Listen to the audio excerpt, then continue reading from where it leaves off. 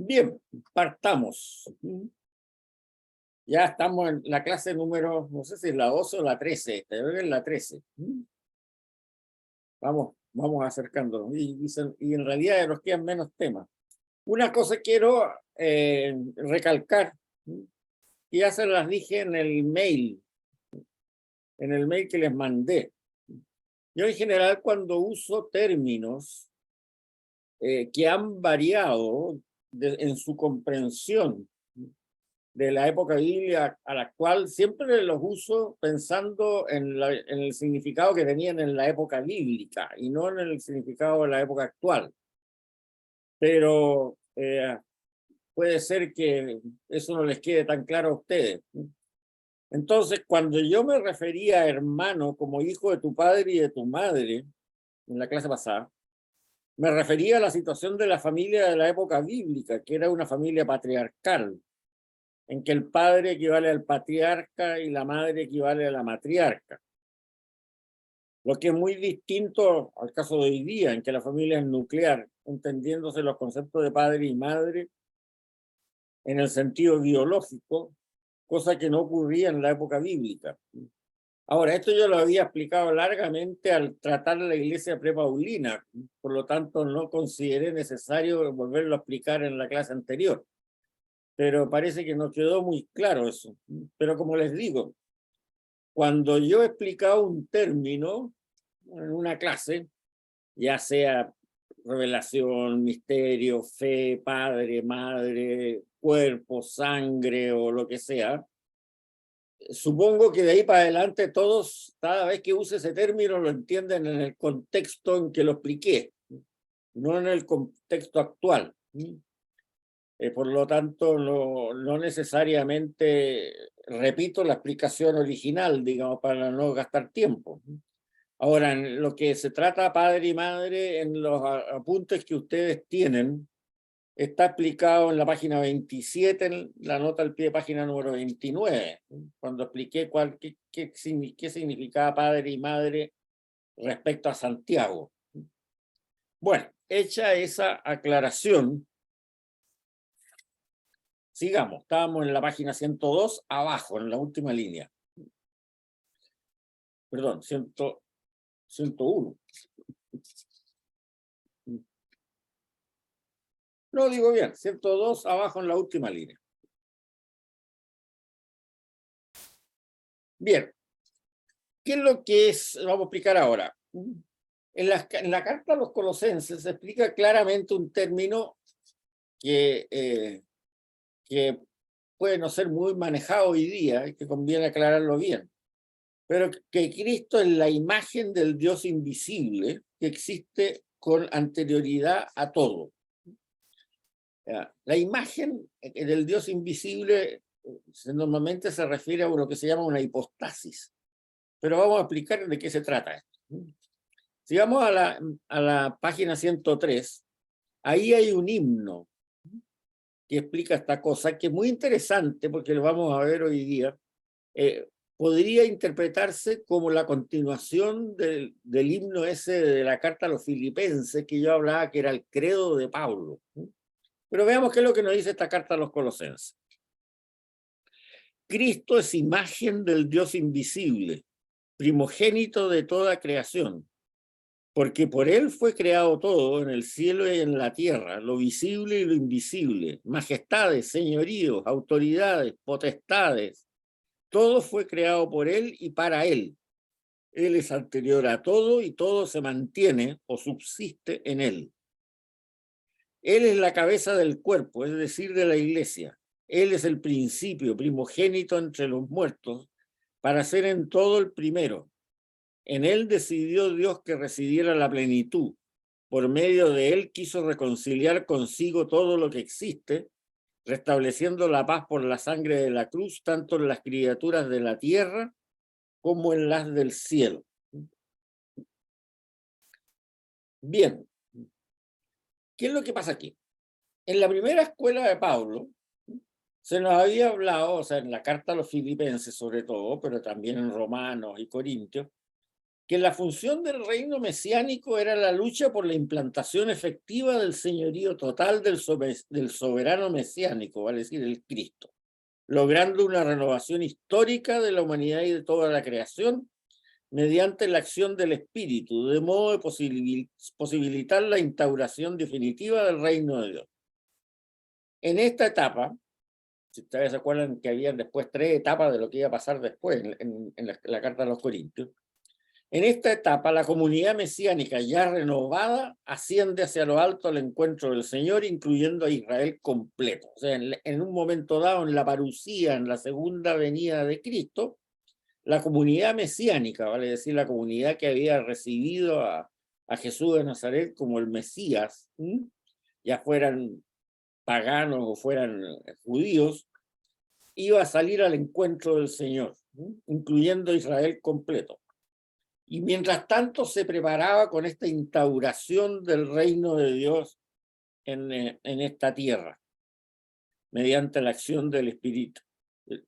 Pero que esa instauración definitiva debía ser solamente cuando viniera la parusía al final.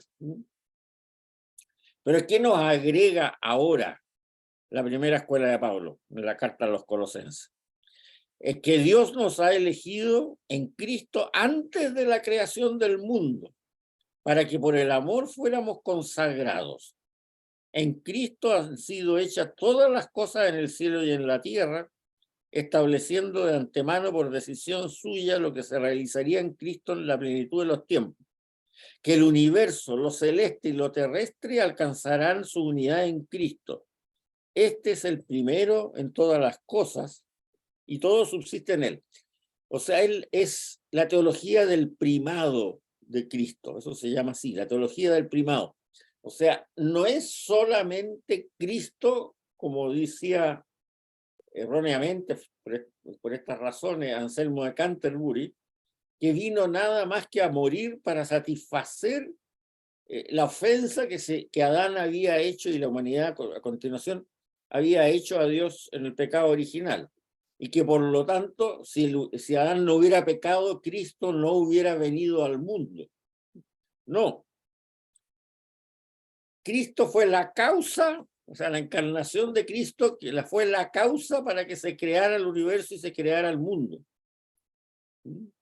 Porque han sido hechas todas, por Él han sido hechas y para Él han sido hechas todas las cosas en el cielo y en la tierra, estableciendo de antemano por decisión suya lo que se realizaría en Cristo en la plenitud de los tiempos, que el universo, lo celeste y lo terrestre alcanzarán su unidad en Cristo. O sea, el universo creado con la humanidad en sí misma, al final de los tiempos va a establecer una unidad plena con el Cristo, lo que se llama también el Cristo cósmico. Es un término que se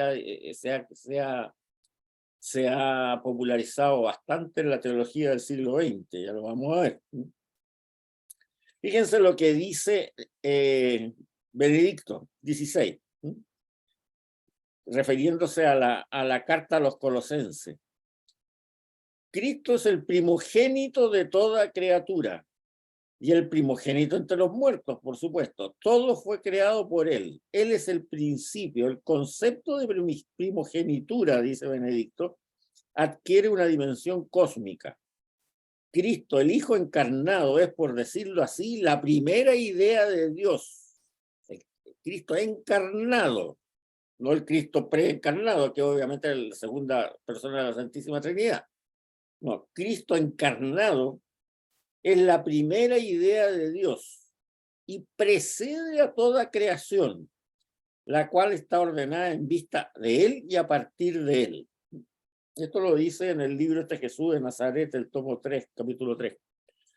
Ese libro, leerlo, es muy bueno y además lo escribe, es un muy buen resumen de la teología del Papa Benedicto. Y además lo escribe como buen profesor universitario, digamos, en un lenguaje bastante asequible y sin usar tecnicismo de ningún tipo, digamos. Ahora, en Oriente, esto este Cristo cósmico, en que la creación ya fue pensada con la encarnación que iba a ocurrir en algún futuro, es algo que ha sido siempre muy estudiado y muy querido por los místicos orientales. En el occidente latino, recién ahora se está empezando a ver algo de esto, pero en el oriente, tanto católico como ortodoxo, siempre se ha considerado como algo muy importante. Y antes del cisma, el cisma fue en el año 1050, si mal no recuerdo, ya se estudiaba mucho. Por ejemplo, o sea, en la época que la iglesia era única. Veamos un texto que cita Benedicto en su libro, de San Máximo el Confesor. San Máximo es como del año 600, por ahí, del 580 al 662. O sea, cuando había una unidad total en la iglesia todavía cristiana. Veamos qué es lo que dice San Máximo. El misterio de Cristo se encuentra admirablemente escondido. Cristo es el fin feliz para el cual todas las cosas han sido hechas.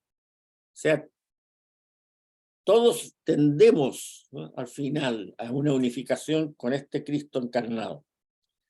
Este es el designio divino conocido antes del origen de las cosas, o sea, mucho antes que pecara Adán. Por lo tanto, ahí, insisto, San Anselmo está totalmente equivocado. De este propósito procede toda gracia, y él no es efecto de ninguna otra gracia. Dios produjo todas las cosas con esa finalidad. En ella se conjugan tanto los fines de la providencia divina como los fines de las cosas que son gobernadas por dicha providencia, en cuanto en él han sido creadas todas por Dios. Este misterio se abarca toda la historia, en este misterio se abarca toda la historia temporal, o sea, toda la creación. Acuérdense que el tiempo empieza a existir en el momento de la creación. Si me es permitido ponerlo de este modo.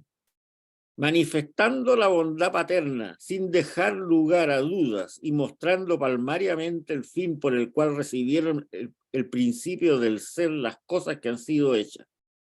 Porque por Cristo, por el misterio de Cristo, se han originado en Cristo toda la historia y todos los seres que han existido en el tiempo.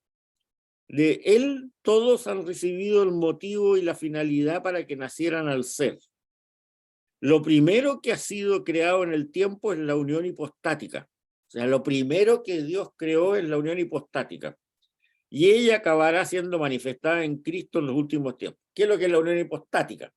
La capacidad que tiene la naturaleza humana de unirse a la naturaleza divina de la segunda persona de la Trinidad. Esa es la unión hipostática. O sea, dicho en castellano más simple, cuando Dios concibe la creación, ya ha planificado crear una naturaleza humana que sea capaz de unirse con la naturaleza divina de la segunda persona de la Trinidad. O sea, no es un plan B, la encarnación, como diría Anselmo de Canterbury. Bueno, es que pecó Adán y cómo arreglo la cosa. Pecó Adán y cómo arreglo la cosa, pensó Dios Padre. Bueno, que se encarne la segunda persona. Plan B. No, no es un plan B. La unión hipostática es lo primero que se creó en el momento de la creación junto con el tiempo, ¿no?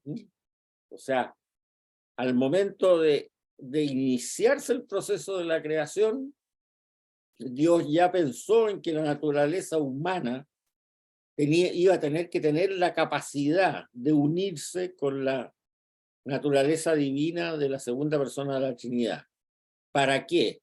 Para que él, al final de los tiempos, atrajera a todos los seres creados hacia esa unión con él. Por eso que se habla del Cristo cósmico. No es algo que se entienda bien de buenas a primeras, seguramente son conceptos más o menos complejos, Pero eso es bien interesante, eso es muy interesante. Es muy interesante como vamos a ver en esta clase por las conclusiones que se pueden sacar de eso. Ahora, cuando en este, yo les mostré el himno, no les he mostrado el himno. Vamos al himno de nuevo. Si ustedes combinan, y aquí vamos a ir para acá. Aquí. Aquí.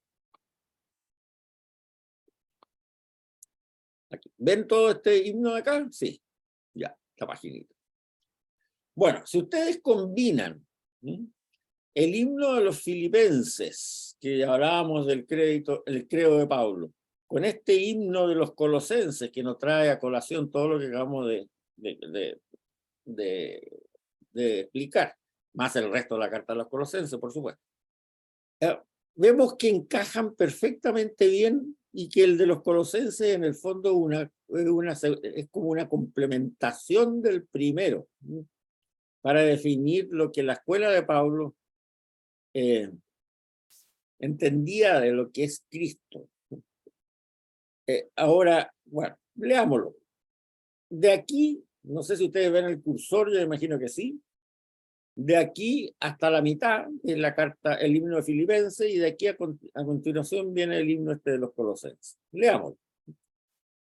Cristo Jesús, quien, aunque era en la forma de Dios, no se consideró igual a Dios como algo para aprovecharse, sino que se vació de sí, tomando la forma de un esclavo y naciendo en forma humana. Y hallándose en forma humana, se humilló y se hizo obediente hasta el punto de muerte, incluso de muerte de cruz. Por lo tanto, Dios lo ha exaltado y le dio el nombre que está sobre todo nombre, de modo que en el nombre de Jesús toda rodilla se doble en el cielo y en la tierra y bajo la tierra, y toda lengua confiese que Jesús Cristo es el Señor, para la gloria de Dios Padre. Él es imagen del Dios invisible, primogénito de toda creación, porque por él fue creado todo, en el cielo y en la tierra, lo visible y lo invisible, majestades, señoríos, autoridades y potestades. Todo fue creado por él y para él. Él es anterior a todo y todo se mantiene en él. Él es cabeza del cuerpo, es decir, de la iglesia. Él es el principio, primogénito de los muertos, para ser en todo el primero. En él decidió Dios que recibiera la plenitud. Por medio de él quiso reconciliar consigo todo lo que existe, restableciendo la paz por la sangre de la cruz, tanto en las criaturas de la tierra como en las criaturas del cielo. Déjenme ver una cosita, porque parece que espero que no sea un mensaje de ustedes. No hay nadie que me dé un mensaje. Pensé que no había quedado bien, no se veía bien. Ya. O sea, en el fondo, estos dos himnos, si ustedes se fijan, son exactamente uno la continuación del otro. Ahora, desde el punto de vista bíblico, uno le baja la curiosidad, bueno, ¿será efectivamente el mismo himno que fue dividido en dos partes? Porque ya sabemos que la parte de arriba, la de Filipenses, es mucho más antigua que San Pablo, o sea, un himno litúrgico que se rezaba, qué sé yo, antes de los 10 años después de haber ocurrido el hecho de la resurrección. O esto fue un agregado que le agregaron después, no sabemos, pero que aquí está en el fondo todo lo que le preocupaba a Anselmo Canterbury explicadito mejor. No es un plan B lo que vino a ser Cristo en la tierra. Es efectivamente algo que fue planificado desde el primer momento de la creación por Dios.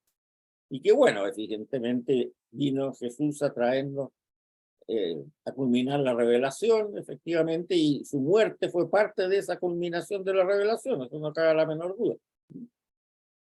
Pero el Cristo cósmico, que no existía para nada en los tiempos de San Anselmo, aquí es algo que ya venía desde antes, sobre todo en la Iglesia de Oriente.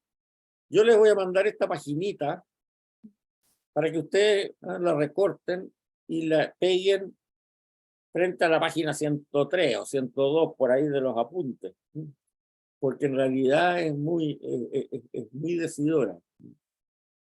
Cuando lleguemos al cielo, si es que llegamos, esperamos que sí, que todos llegaremos al cielo, yo le preguntaré a San Pablo, cuénteme, ¿estos dos himnos son dos partes del mismo himno o de dónde salieron? Porque en realidad encajan perfectamente uno después del otro. Bien. Ahora,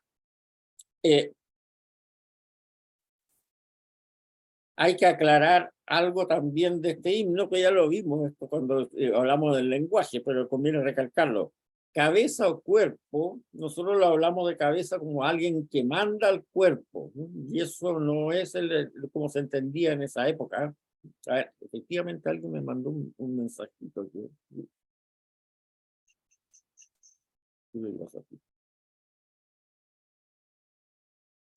Ya, bueno, eso lo podemos explicar después. Si el padre ya sabía que el hombre caería. Ya lo vamos a explicar después.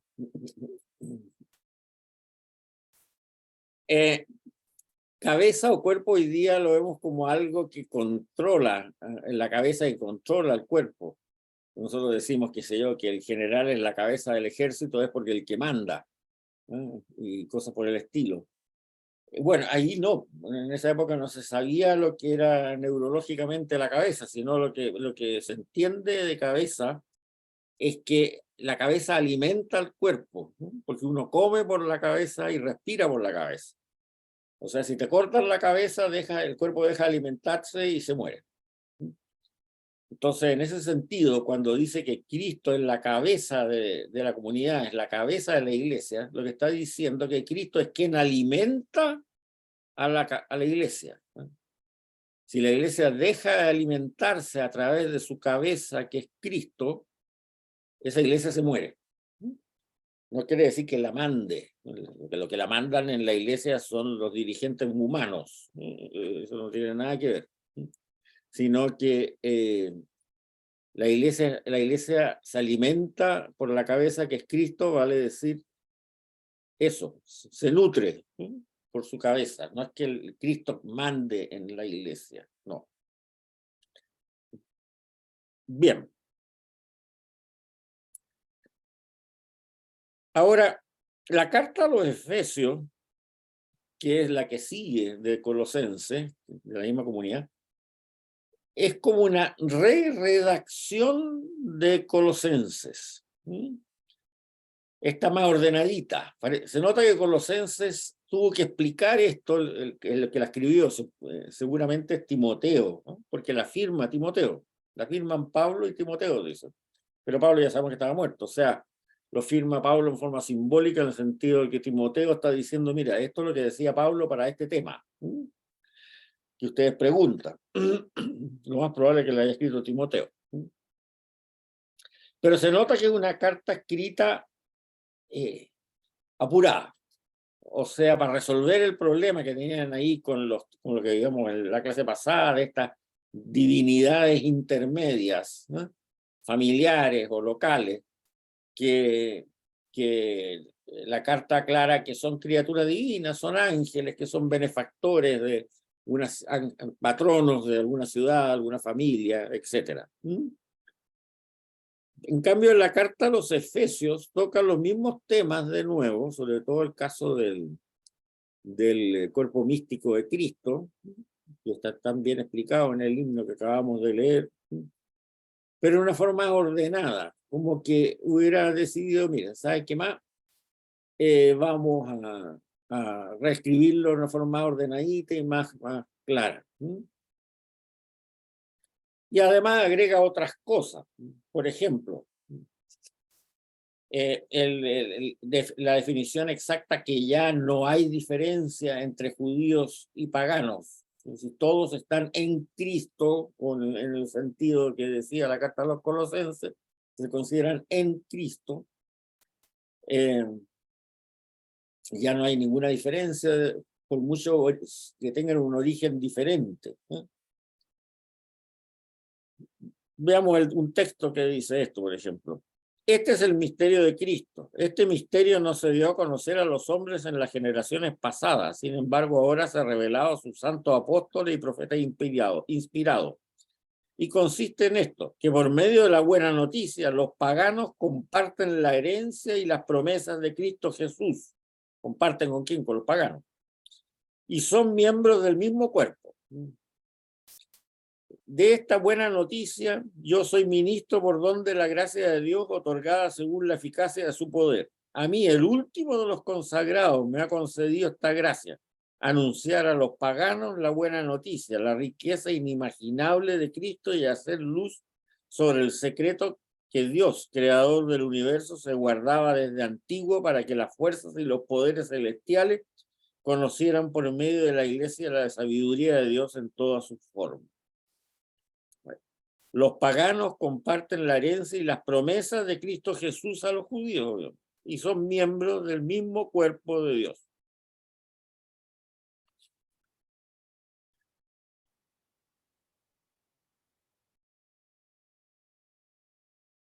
Ahora, se enfatiza de nuevo la doctrina del primado de Cristo y su cuerpo místico, que es la iglesia es el cuerpo y Cristo su cabeza, es decir, la cabeza que alimenta al cuerpo. En el seno de la iglesia se logra la perfecta unidad de judíos y paganos realizada por 7 elementos: un solo cuerpo, un solo espíritu, una sola esperanza, un único Señor, cabeza de la iglesia, una sola fe, un solo bautismo y un único Dios. La iglesia universal es una, santa y gloriosa, de trascendencia cósmica. Su piedra angular es Cristo, y dado que la iglesia es el cuerpo de Cristo, sus miembros deben vivir como hijos de la luz. Y esto lo dice bien claro Efesios también en esta cita. Que Él ilumine sus corazones para que ustedes puedan valorar la esperanza a la que han sido llamados, la espléndida riqueza de su herencia que promete a los consagrados y la grandeza extraordinaria de su poder a favor de nosotros los creyentes, según la eficacia de su fuerza poderosa. Poder que ejercitó en Cristo resucitándolo de la muerte y sentándolo a su derecha en el cielo por encima de toda autoridad y potestad, poder y soberanía, y de cualquier otra dignidad que pueda mencionarse tanto en este mundo como en el venidero. Todo lo ha sometido bajo sus pies y lo ha nombrado por encima de todo cabeza de la iglesia, que es su cuerpo, y plenitud de aquel que llena con plenamente todas las cosas.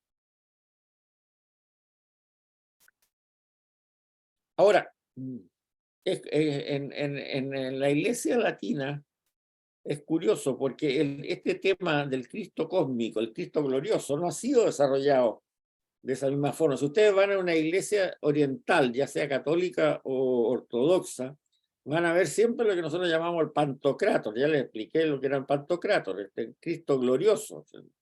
Y son iglesias con mucha iluminación, o sea, la liturgia oriental está orientada a llevarnos a nosotros a esa plenitud cuando seamos todos en Cristo. En cambio, las iglesias latinas, si ustedes van sobre todo a las iglesias medievales en Europa, que son las grandes catedrales, son oscuras. Y lo que preside la iglesia no es la imagen del Pantocrátor, sino que es la cruz. O sea, en el enfoque latino, en el enfoque romano, nosotros nos hemos quedado con el Viernes Santo. Y en el enfoque oriental, ya sea católico, ortodoxo o el de Oriente antes del cisma también, lo importante es la resurrección. O sea, yendo a los evangelios sinópticos, nosotros somos mateanos. La teología de la cruz es lo más importante. Los orientales son lucanos. Lo importante es la resurrección.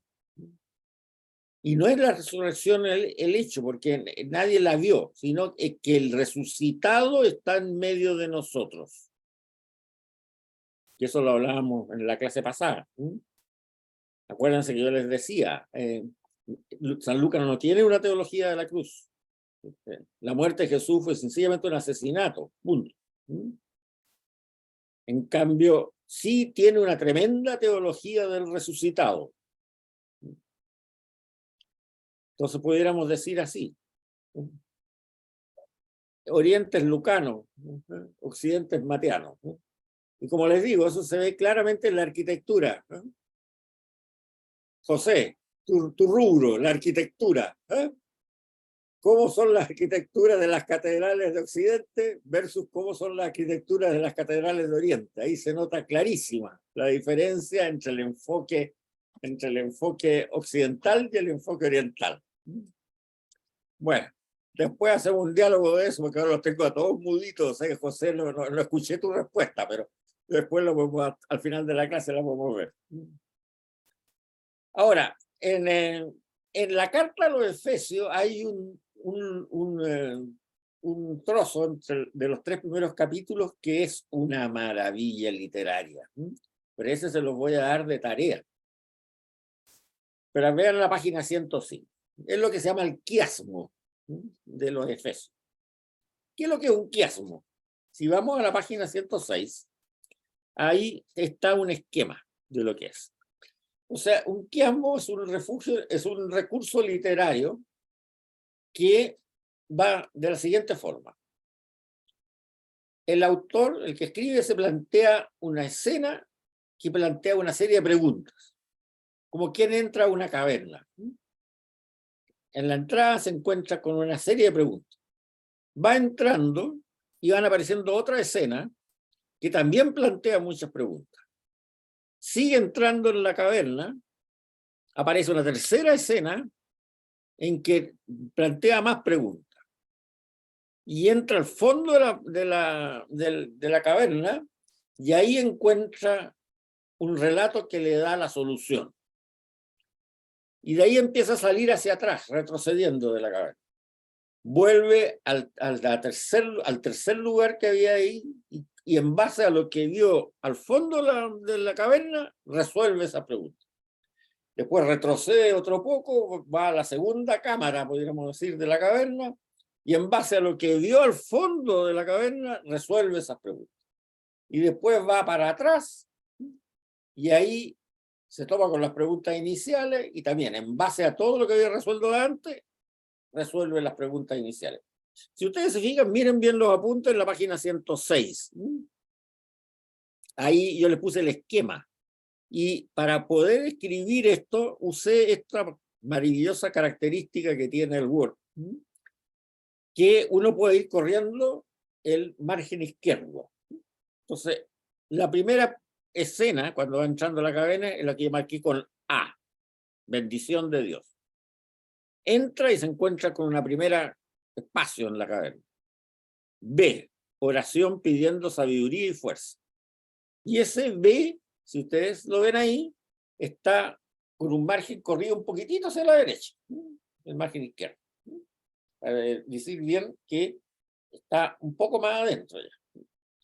Después sigue entrando en la caverna y se encuentra con la tercera habitación, digamos, que dice C, gentiles y judíos elevados a la vida. Y ahí se pone el capítulo y el versículo exactamente que dice. También está en el margen izquierdo del texto, un poquito más corrido a la derecha. Finalmente llega al fondo de la caverna, dice D, Cristo es nuestra paz. Eso es lo que ilumina todo. Vuelve a salir, y volvemos a nuevo a correr el margen para hacer un poquito más para allá. C, gentiles y judíos reconciliados en Cristo. Sigue más para atrás de nuevo, y eso lo resuelve por lo que vio en D. Sigue más para atrás y dice, vuelve a B, oración pidiendo sabiduría y fuerza.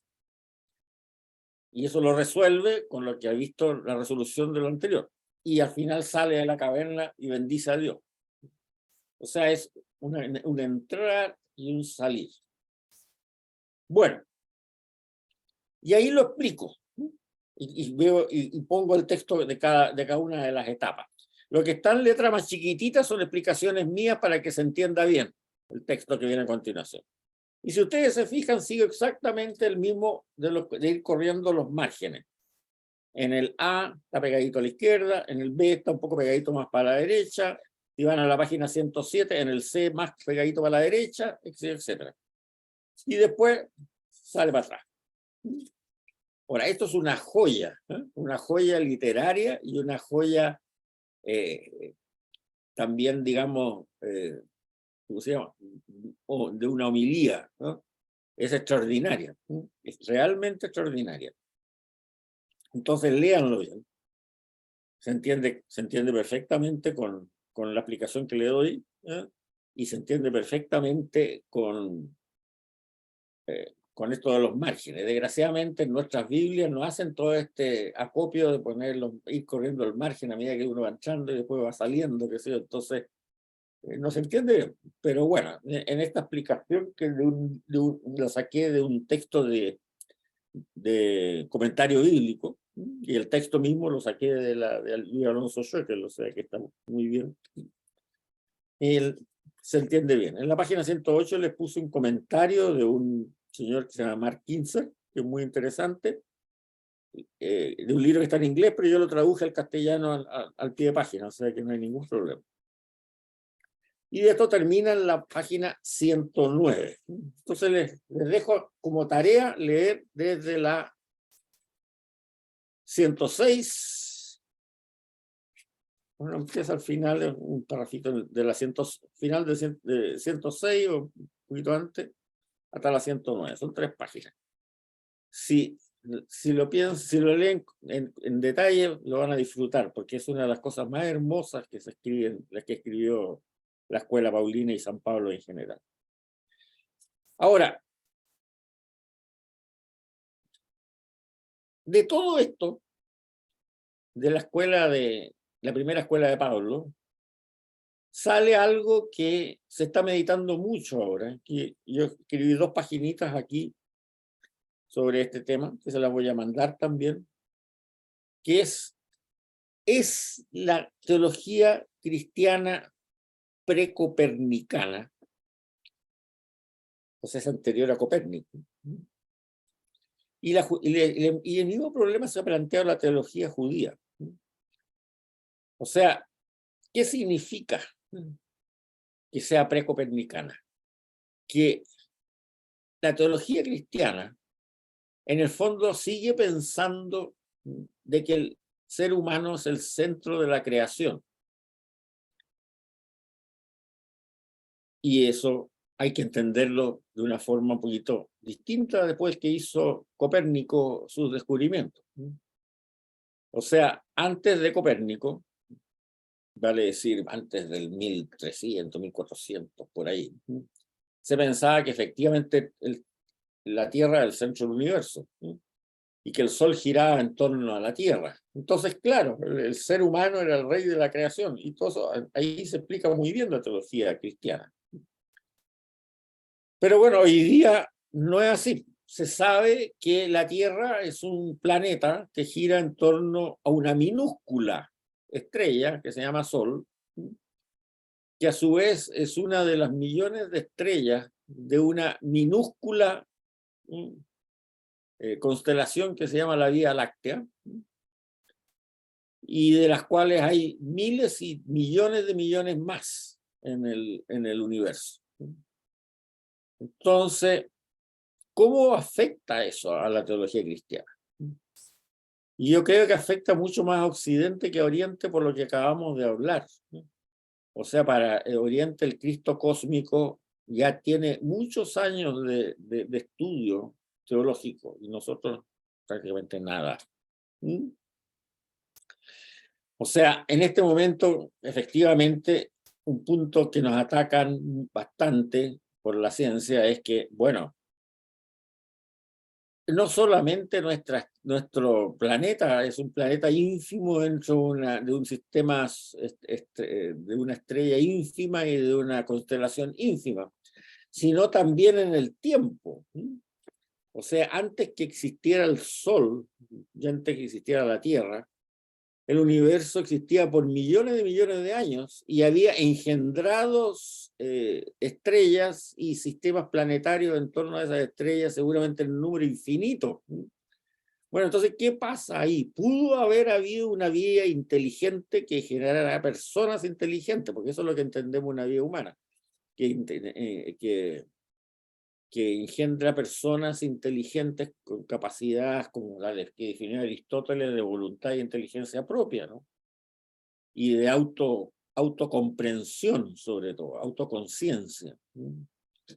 Bueno, puede haber existido, la teología cristiana no tiene respuesta para eso.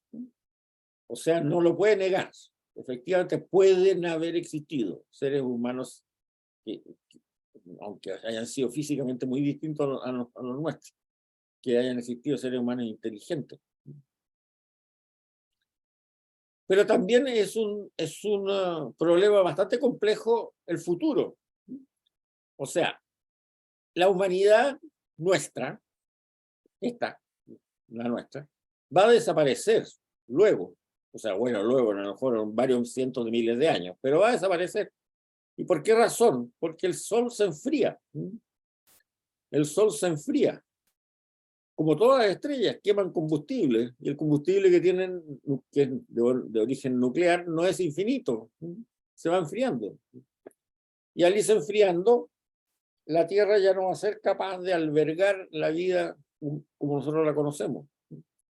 Se dice que millones de años atrás, o miles, cientos de miles, no sé cuánto, cuando el Sol estaba mucho más caliente que ahora, nosotros teníamos más o menos la consistencia de lo que hoy día tiene el planeta Venus, que es el que nos sigue en cercanía hacia el Sol, que es un infierno. O sea, no sé, son cientos de grados Celsius, una cosa espantosa. En cambio, Marte, que está un poquito más alejado, tenía una apariencia más o menos parecida a la que tiene la Tierra hoy día. ¿Puede haber albergado en esa época vida inteligente? Puede, no podemos negarlo. Bueno, el Sol se empezó a enfriar, nosotros empezamos a tener la temperatura adecuada para generar esta vida como la conocemos, pero Marte se empezó a enfriar demasiado y se convirtió en un desierto. Bueno, si seguimos así, en algunos cientos de miles de años más, nosotros estaremos igual que está Marte hoy día, y Venus a lo mejor tendrá una temperatura adecuada para generar vida inteligente, etcétera. Así podemos seguir. Entonces, bueno, ¿cómo entra toda esta escena? Si nosotros estamos pensando solamente que los seres humanos son los únicos habitantes, los únicos creados a imagen y semejanza de Dios, porque ese es el problema. Si pueden haber habido otros o no, o si habrán otros. Y eso también le preocupa bastante a la teología judía moderna, ¿no? Porque también está en la misma parada. Ahora, si nosotros decimos que nosotros somos los únicos y que por lo tanto no pueden haber existido antes, bueno, eso habría que demostrarlo, pero no habrán después. La pregunta que se hace bastante, entonces ahí teológicamente, es ¿por qué el universo va a subsistir millones de años después ya que la vida en la Tierra se haya extinguido? ¿Cuál es el objeto? Porque la vida en la Tierra se va a extinguir relativamente pronto, 100.000 años más a lo mejor, cuando el Sol se enfríe. Pero el Sol va a tener cuerda todavía por un montón de tiempo, aunque ya no exista la vida en la Tierra, nos convirtamos en algo helado como Júpiter hoy día, o qué sé yo, algo por el estilo. Pero además, esta estrella pequeñísima, que es el Sol, cuando muera se va a convertir, no sé, en una supernova enana o algo por el estilo, pero el universo va a seguir generando estrellas por todas partes todavía durante un buen tiempo, millones y millones de años más. Entonces, bueno, si no decimos que eso también puede generar vida en otra parte, vida humana, ¿cuál es el objetivo? Que después de destruida la vida en la Tierra o desaparecido el Sol, siga el universo todavía funcionando millones de millones de años más. Bueno, esa es la crítica que muchas veces se hace a la nuestra teología. Veamos lo que decía un teólogo judío que es bien interesante. Dice Kalmanovsky. Dice, ¿es posible que todas las especies del universo resulte que somos la única suficientemente afortunada como para portar la imagen divina? ¿Cómo se manifestaba Dios durante el 99,9999 del tiempo antes que evolucionara el Homo sapiens? ¿Dónde estará la imagen de Dios que después que evolucionemos? Y él se da la siguiente solución, como judío. La religión y la teología no son idénticas. La teología es el discurso sobre Dios, y Dios es el nombre de la existencia. La religión es la respuesta humana y social a la trascendencia, los sistemas de ideas, leyendas y conductas que contribuyen a cumplir con nuestras más hondas experiencias espirituales. O sea, lo que nosotros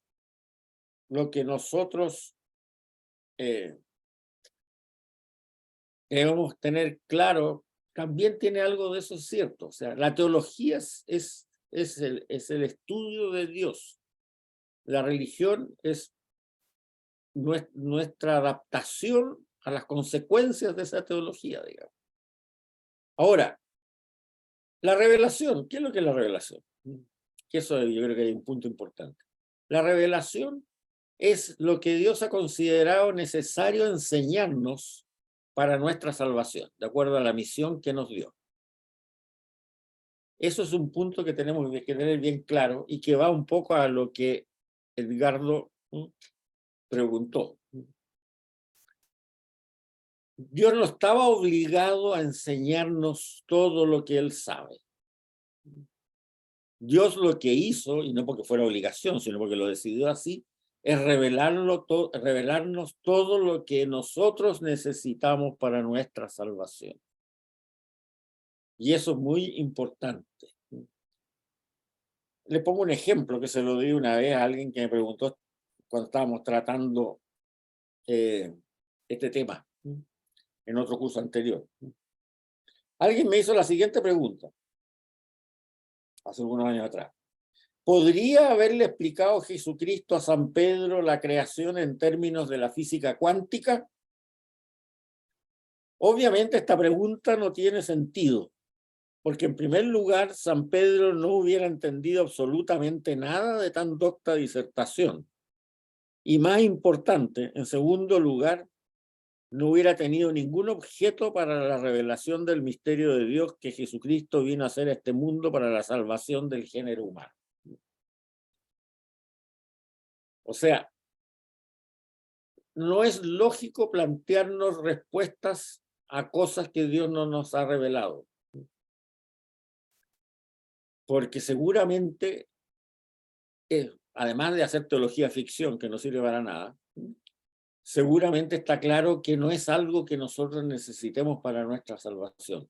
Ya dijimos en la primera clase que la revelación es es una historia de la salvación, una pedagogía divina hacia nosotros. Ahora, a lo mejor nosotros cuando muramos y vayamos al cielo, Dios lo permita, nos vamos a encontrar, además de nuestros antepasados, con una serie de seres existentes que no teníamos idea que existían, que a lo mejor eran criaturas que Dios hizo en un planeta que ya murió hace 2.000 millones de años. Puede ser. Puede ser. No lo podemos, no podemos decir que no. No tenemos idea.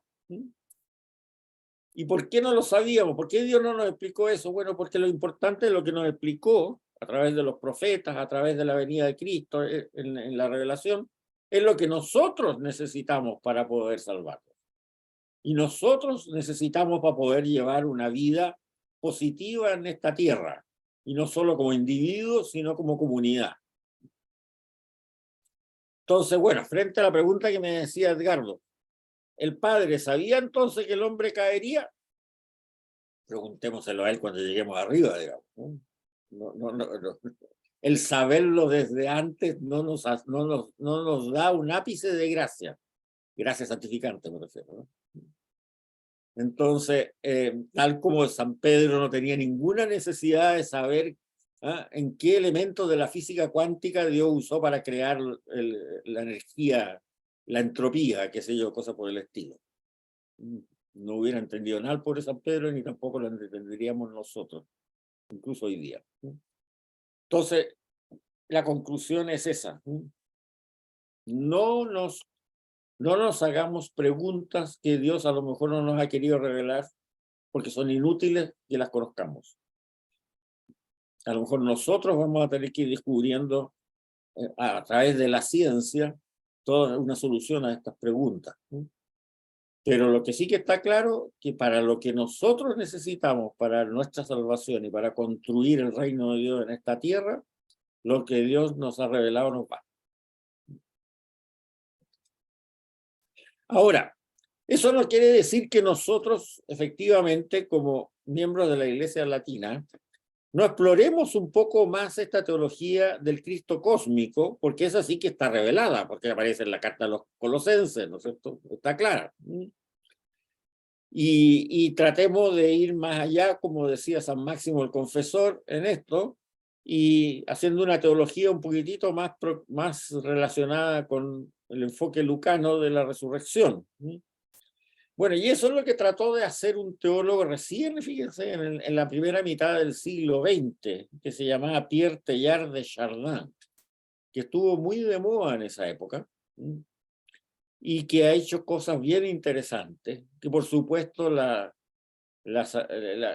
Vaticano no entendió muy bien. No es que lo haya condenado, pero lo marginó, un jesuita, que lo marginó totalmente, que obviamente puede haberse equivocado en algunos puntos, sobre todo como pasa en todo teólogo que empieza a explorar caminos nuevos. Se equivocan algunos y le achuntan otros.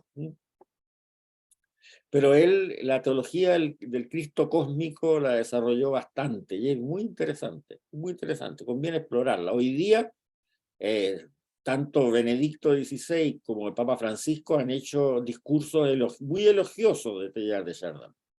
O sea, hoy día ya no sería un asunto de imaginación. Pero en esa época, estamos hablando de 1940, 1930, todavía efectivamente se pensaba mucho que el ser humano era el centro del universo y que no había más vida inteligente, no había posibilidad de vida inteligente en ninguna otra parte. Así que les recomiendo explorar un poco por ese lado si a alguien se interesa. Y volver a leer lo que dicen tanto Máximo el Confesor como Benedicto.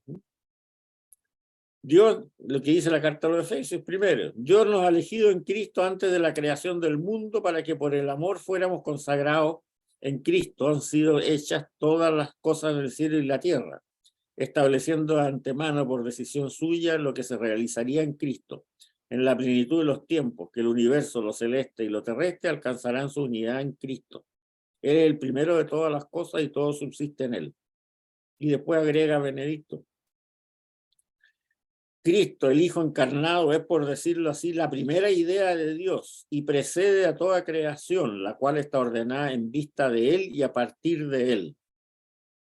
Bueno, y también agregar lo de San Máximo. Estas dos hojitas que acabo de leer ya las agregué para la versión posterior de los apuntes para otro curso que se haga. Y se las voy a mandar con el mail que les mando en todas las clases. Después de todas las clases. Vale. Pasemos a la página 110.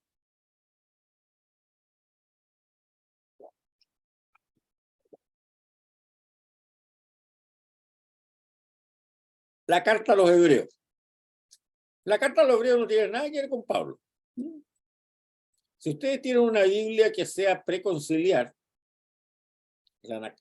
seguramente la Nácar Colunga, alguna cosa así, se van a encontrar con que dice carta de San Pablo a los hebreos. Bueno, ahí hay tres cosas que se dicen cuando se habla de carta de San Pablo a los hebreos, de las cuales dos están equivocadas y una es cierta. Primero, no es carta, es un tratado, pero no es carta. Las cartas, ya les hemos dicho hasta el cansancio, las características de las cartas son respuestas a preguntas o a situaciones que una iglesia determinada dice.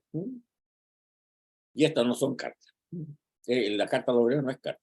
Segundo, no es de San Pablo porque no tiene nada de teología paulina, ni de él, ni de su escuela, ni de nada.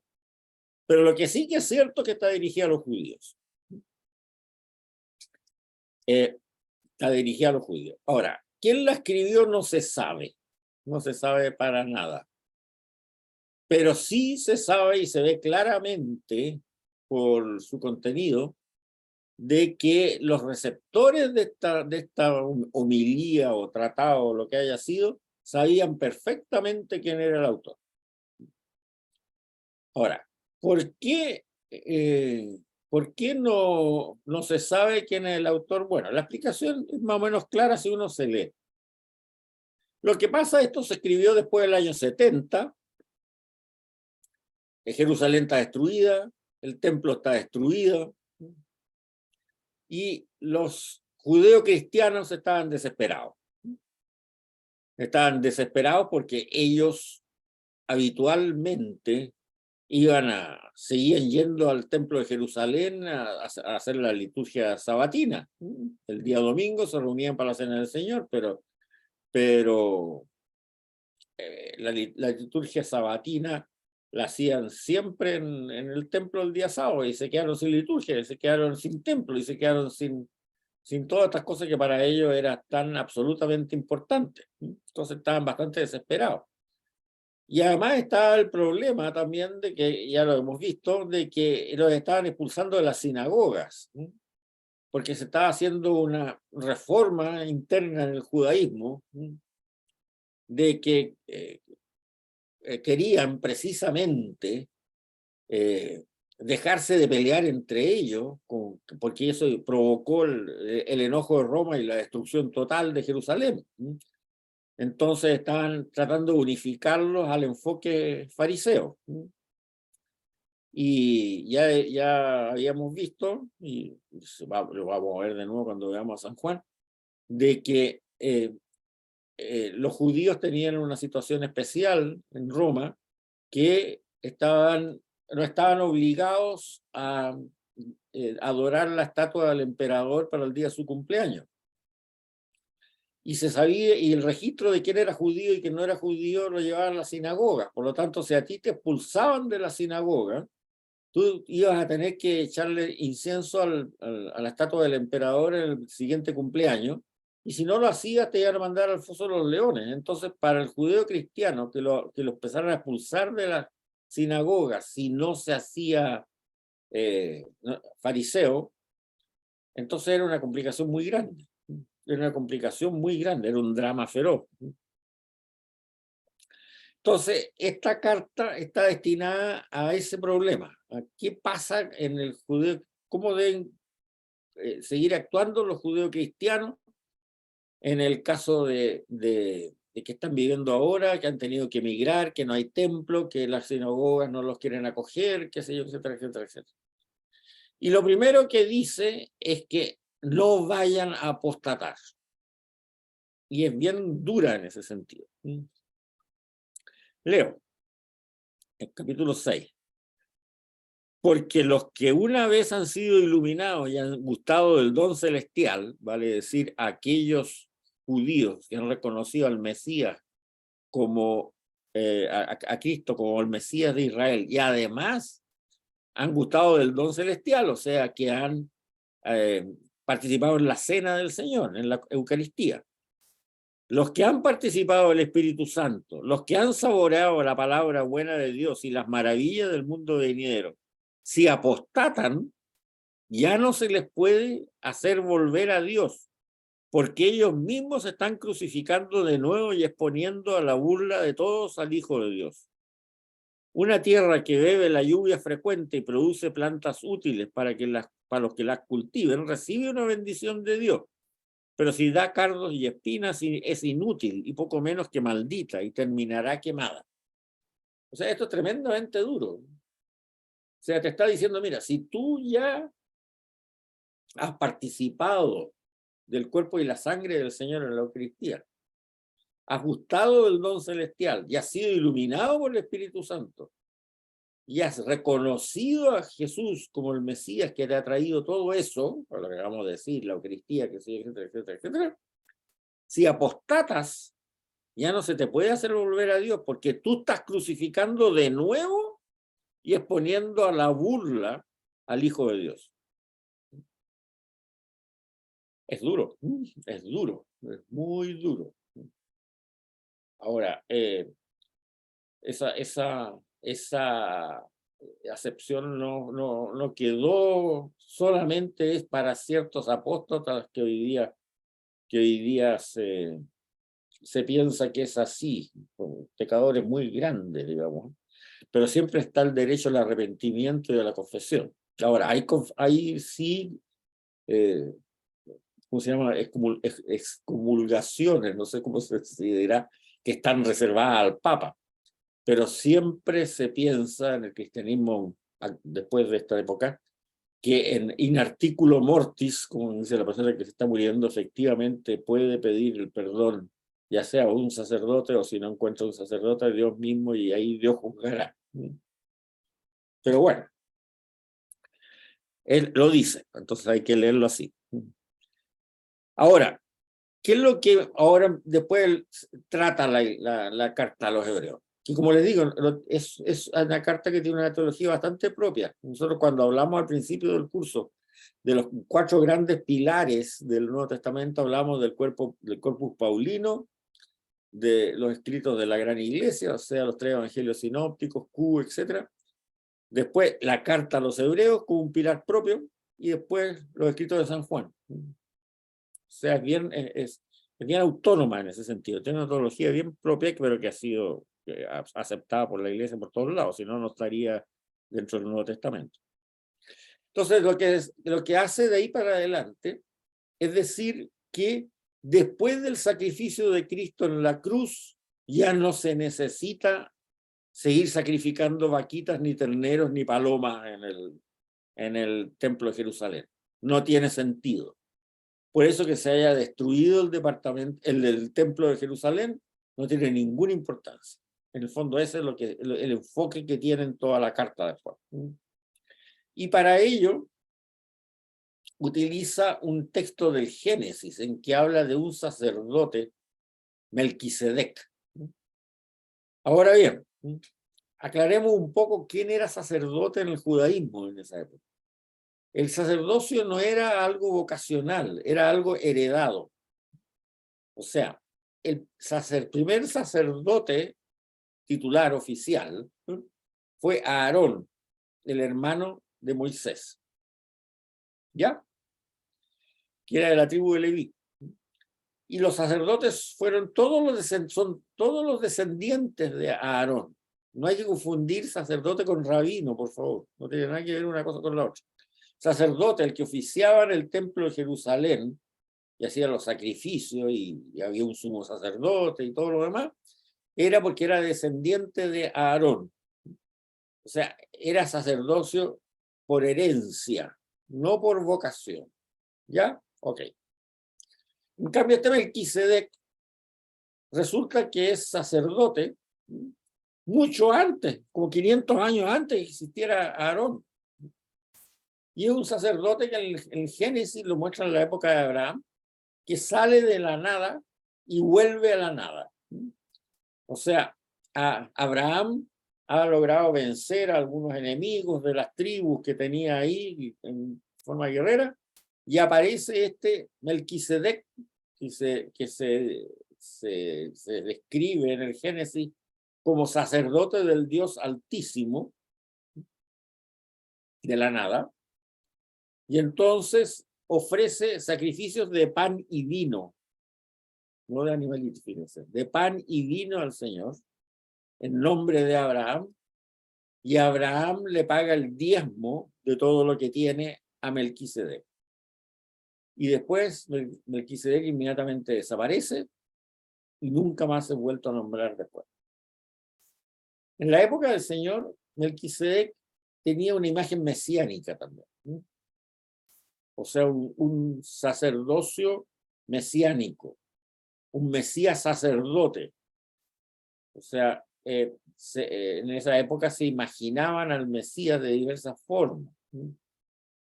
Una, el Mesías davídico, ¿no? El Mesías guerrero que iba a liberar al pueblo de Israel de los romanos y que sé yo, de todas estas cosas, como veíamos cuando hablamos del Evangelio de San Lucas, los 3 capítulos iniciales, ¿no es cierto?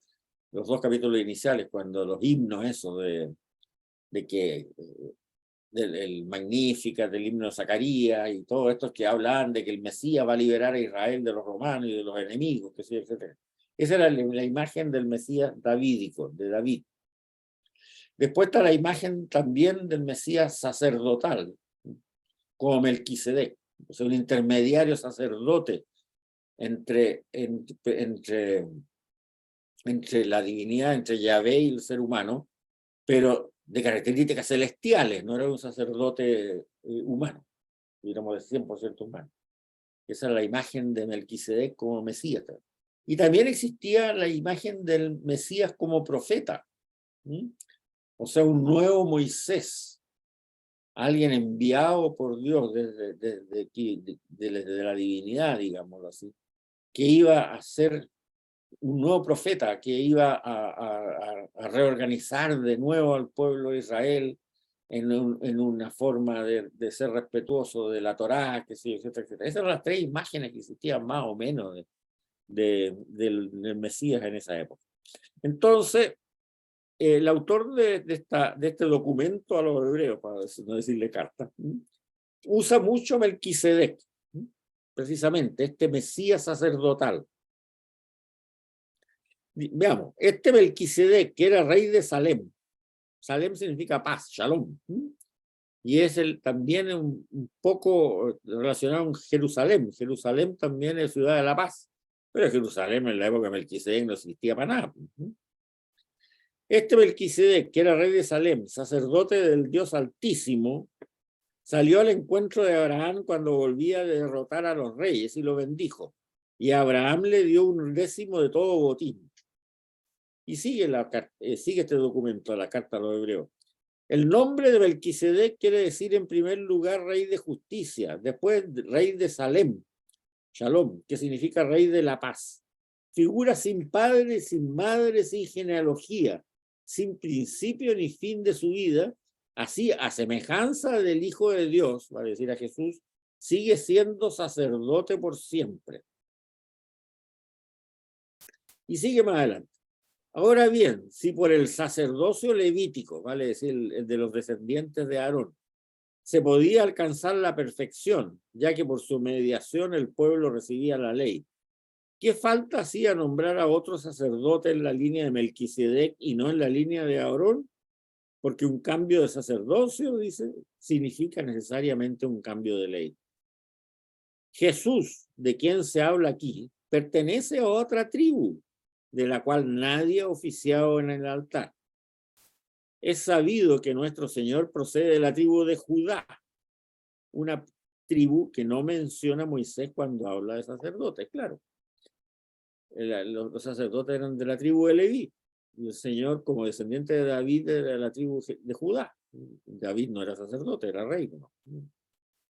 Y resulta aún más claro, ya que este nuevo sacerdote es nombrado a semejanza de Melquisedec y recibe el título no en virtud de una ley de sucesión carnal, sino por la fuerza de una vida indestructible.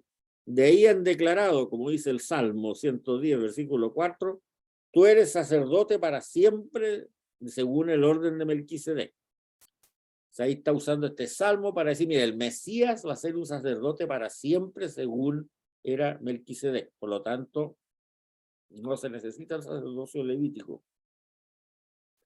De este modo queda cancelado el mandato anterior por inútil e ineficaz, porque la ley no llegó a la perfección, en cambio ahora se introduce una esperanza más valiosa por la cual nos acercamos a Dios. Además, esto ha sido confirmado con un juramento, mientras los descendientes de Leví, de los sacerdotes tradicionales del judaísmo, recibían el sacerdocio sin juramento, porque se recibía por descendencia, no por vocación, Jesús lo recibe con el juramento del que dijo, lo ha jurado el Señor y no se volverá atrás. Tú eres sacerdote para siempre según el orden de Melquisedec. Por lo tanto, es más valioso la alianza que Jesús garantiza. Aquellos sacerdotes eran numerosos porque la muerte les impedía continuar. Este nuevo sumo sacerdote, Jesús el Cristo, es en cambio, como permanece siempre, tiene un sacerdocio que no pasa. Así puede salvar plenamente a los que por su medio acuden a Dios, ya que vive siempre para interceder por ellos.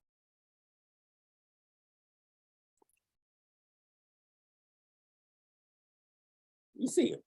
Melquisedec, rey de Salem, sacerdote del Dios Altísimo, trajo pan y vino. Lo bendijo y diciendo, bendito sea Abraham por el Dios Altísimo, creador del cielo y la tierra. Bendito sea el Dios Altísimo que te ha entregado a tus enemigos.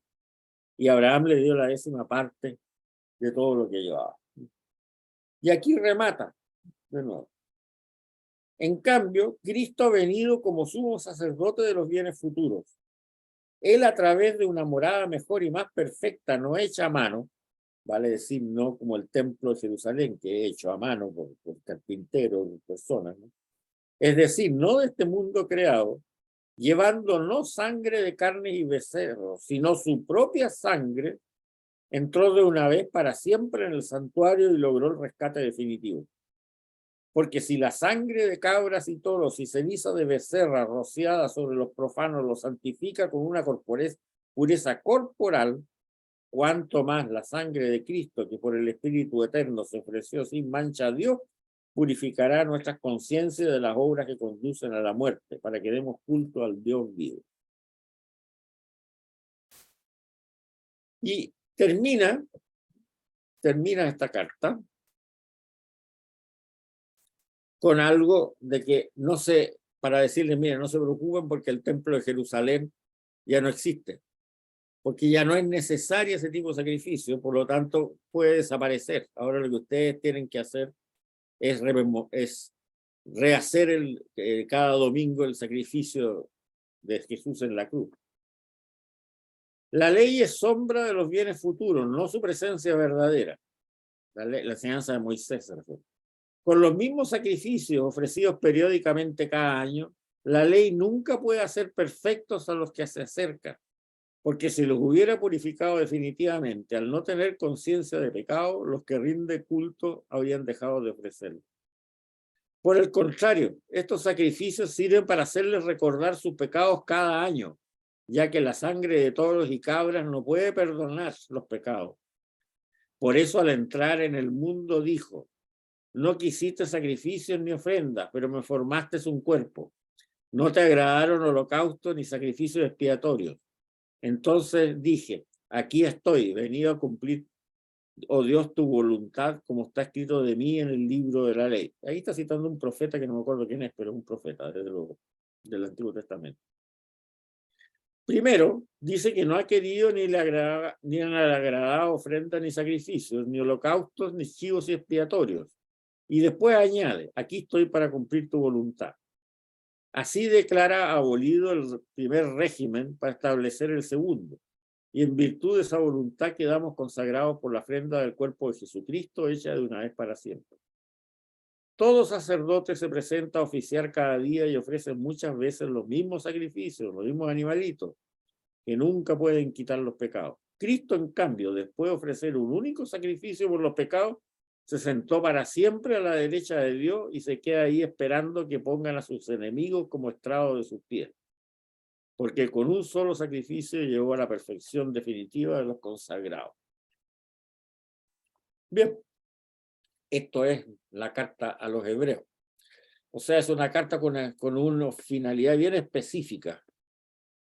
Hacer doctrina sobre por qué se destruyó el templo de Jerusalén, y ya no se necesita el sacerdocio levítico, no hay que seguir quemando tortolitas, ni vaquitas, ni nada, porque no tiene sentido después del sacrificio de Cristo en la cruz, que hizo una obediencia mucho más perfecta que la que pueden hacer los sacerdotes. Y que por lo tanto tampoco ustedes, judeocristianos, se sientan perjudicados por ello. Y mucho cuidado, no vayan a apostatar. Mucho cuidado, no vayan a apostatar, porque eso estarían dejando en ridículo a Cristo en la cruz de nuevo. Ahora, es interesante cómo comienza, ¿no?, esta carta. Les leo. En el pasado, muchas veces y de muchas formas habló Dios a nuestros padres por medio de los profetas.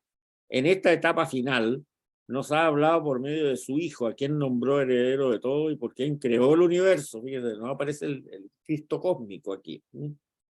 Nos ha hablado por medio de su Hijo, quien nombró heredero de todo y por quien creó el universo.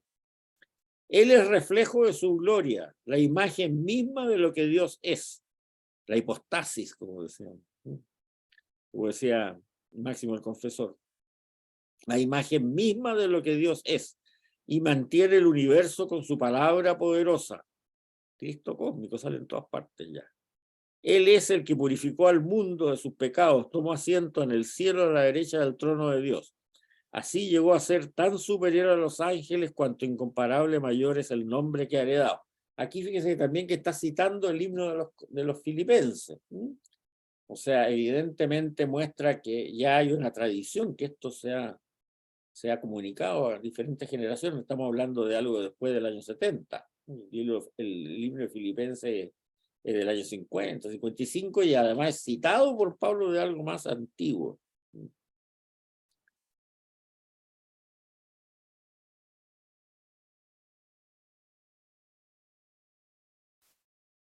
Ahora, esta carta, al hablar del énfasis en la palabra que antiguamente fue hablada hacia los profetas y ahora hacia nosotros, con eso está relacionando que las fases de la revelación, vale decir, el Antiguo y el Nuevo Testamento, son continuidad. Pero claro, obviamente pone en referencia a la excelencia de la nueva, inaugurada por la palabra de salvación del propio Hijo de Dios, que es su imagen, su hipostasis. Ahora, también termina esta carta con una bendición muy bonita, muy bonita.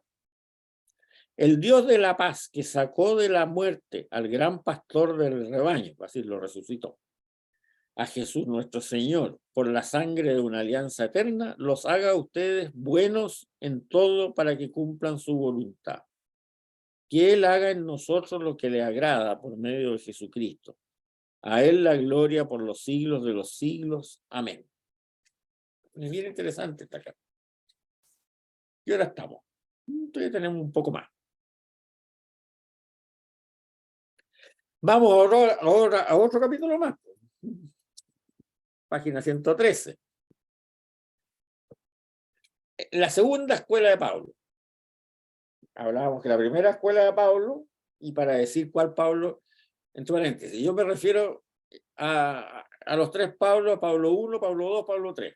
Pablo 1 es el original, eso lo vimos bien al principio, porque es el primer testimonio que tenemos, ¿no?, de Cristo Jesús, anterior a los evangelios, ya lo hemos dicho. Pablo 1. Pablo 2 es el que hemos visto entre la clase pasada y esta, que es la primera escuela de Pablo, ¿no?, que son todavía sus discípulos inmediatos que están ahí y que ellos transmiten estas tradiciones de Pablo frente a problemas que había en Colosas, qué sé yo, etc. Y ahora, y eso ocurrió prácticamente inmediatamente después de la muerte de Pablo. O sea, no sabemos bien, podemos ir en torno al año 70, no sabemos bien si antes o después, no se puede ver. No se puede ver por las cartas mismas, estas tres cartas, ¿cierto? Segunda Tesalonicenses, Colosenses y Efesios, si sabían de la destrucción de Jerusalén o no. Pero más o menos en torno al año 70, poquitos años antes, poquitos años después. Y ahora vamos a la segunda escuela de Pablo, que ya no están esos discípulos inmediatos de Pablo, ya se han muerto ya. Que por lo tanto, que reflejan una época alrededor del año 80. Entre el 80 y el 85. Y a ese yo le llamo el Pablo 3. El Pablo 3. O sea, tenemos Pablo 1, el original, Pablo 2, que son sus discípulos inmediatos, inmediatamente después de su muerte, y un Pablo 3, que ya los que escriben con ese nombre, se nota que no son los discípulos inmediatos, deben ser los discípulos de los discípulos, por allá por el año 80. 85. Ahora, ahí son las dos cartas a Timoteo y la carta a Tito. En el orden que se escriben es primera Timoteo, después Tito y después segunda Timoteo. Ahora, esas tres cartas representan, eso sí, un cuerpo epistolar, o sea, se representan como las tres como juntas. Y los destinatarios, como el autor, son simbólicos. Y el autor pretende cerrar la producción literaria del apóstol. Por eso que presenta la segunda carta a Timoteo, que es la última escrita, como ya la carta final, como el testamento de Pablo en las vísperas de su martirio. Lo que sí que está claro que el autor de estas tres cartas conoce todas las anteriores, tanto las de Pablo I como las de Pablo II. Ahora, estas tres cartas tienen algunas características comunes. Son de polémica antiherética. A sus adversarios les gustan las disquisiciones y cavilaciones. Se jactan de ser doctores de la ley. Son muy contrarios al matrimonio. Imponen abstinencia de determinados alimentos. Presumen un conocimiento muy elitista de Dios. Ahora, una cosa bien curiosa de estas cartas es que esos argumentos no se rebaten. Porque de la forma que actuaba Pablo I y Pablo II es que los argumentos equivocados los rebatía. Ahora, cuando dice hablar, ¿se acuerdan? Hablaba contra los libertinos, por ejemplo. No sabíamos que lo que hacen los libertinos porque no conocemos las preguntas que le hacían a Pablo las comunidades, pero sabemos la respuesta. O sea, rebatía. En cambio, en estas cartas del Pablo III, el argumento es: esto va en contra de lo que se nos ha enseñado, nada más. O sea, como que ya en ese momento hay un consenso de la enseñanza. Y es lo que llaman en estas mismas cartas el depósito de la fe. Lo que dicen esta gente no está en el depósito de la fe. Ahora, ¿qué es lo que es el depósito de la fe que entendían? No está muy claro. Puede ser tradición oral, o puede ser que ya hubiera escrito algún pequeño catecismo en esa época. Puede ser. Y de hecho vamos a ver en la próxima clase algo parecido a un catecismo que existía en esa época. Pero puede ser también una enseñanza oral. Pero ya era algo que todos estaban de acuerdo. Por lo tanto, esto es el depósito de la fe. Y tú podías citar: mira, esto no está en el depósito de la fe. Por lo tanto, estos caballeros que dicen eso están equivocados. No necesitas rebatirlo.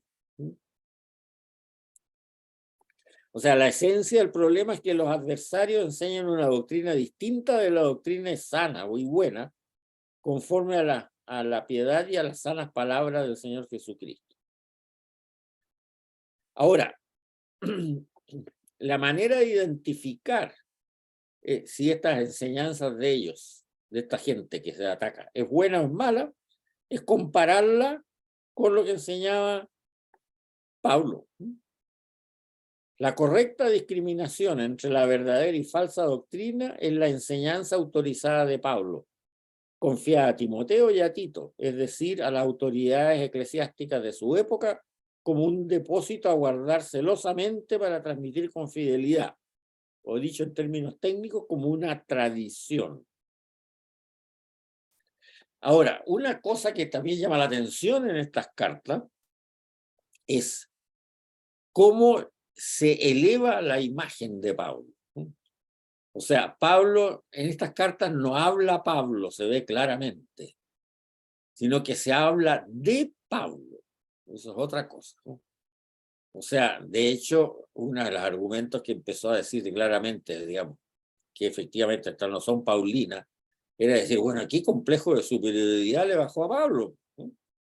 Porque para Pablo, el Pablo auténtico es una persona muy trabajadora, modesta, qué sé yo, etcétera, etcétera, etcétera. Y aquí miren lo que se dice de Pablo.